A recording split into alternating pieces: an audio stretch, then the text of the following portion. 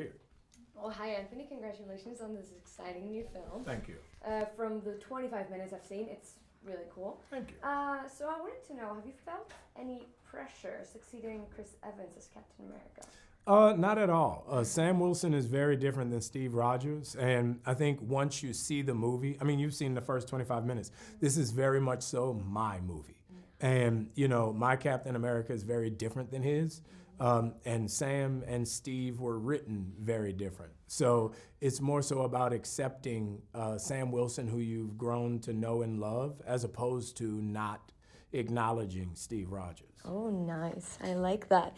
I also have a question. Some time ago, Tom Holland roasted you. I need to watch this movie.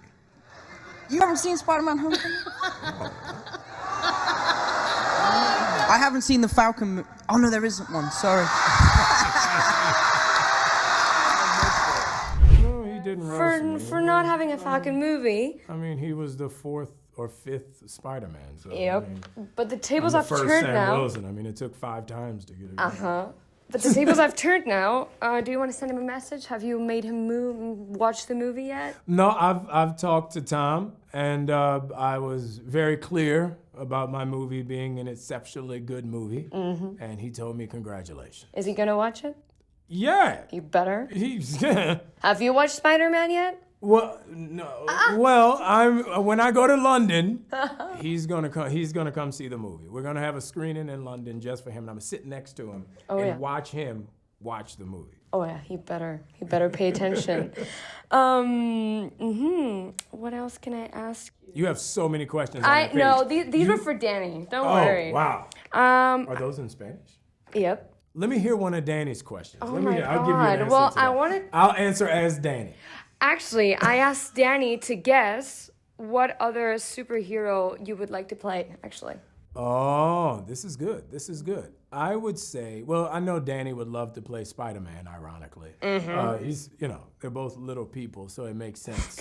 Petite. He's petite. Same. That's what it is. Same. Yeah, both of them. They're very petite. But I would like to see him play, what's the dude in X-Men with the tail? And he's like a creature. He's like a little, what's his name? Or Cyclops. Okay. I think Danny would be a very good Cyclops. Who would you play? Me? I would play the Incredible Hulk. I would love to be like, I have some very good ideas for the Incredible Hulk. I think it would make it a very memorable performance. Yeah. Very nice. Una cosa, el reloj ha vuelto a empezar. Sí, que tiene... Okay, cool. I have another extra 5 minutes.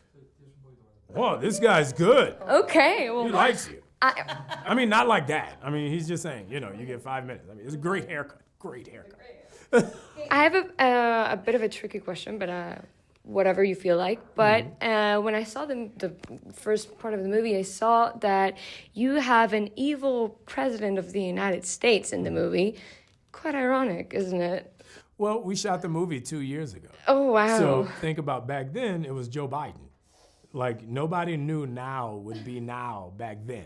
If you did, you should have went to the casino and bet a lot of money. But it's, the idea is, power corrupts, right? Yeah. That's the old saying. So I feel like a lot of us have evil presidents now, no matter where you go. Exactly. I thought it was a funny comparison. Like, I don't want to get into like whatever, but like I thought it was a funny comparison that, Tony Stark is like this big tech man, and then you have Elon Musk. And it's like, oh my God, reality is coming way too close. It's coming, there's a saying, it's stranger than fiction. Right? And a lot of times these writers just sit around and think about worst case scenarios or best case scenarios and then write around that. So, there's always some, like, especially in this generation, some tech dude looming in the shadows with some idea of how he's going to tech something. And, you always have some leader looming in the shadows who's trying to figure out how he's going to lead something. So, it's not that far-fetched to think that you could come up with those characters and it comes to life. That's for sure. All right, and they told me one last question. I really need to know, how was it to work with Harrison Ford? You tell me. It was great. I mean, I feel like I had this was my second time working with Harrison.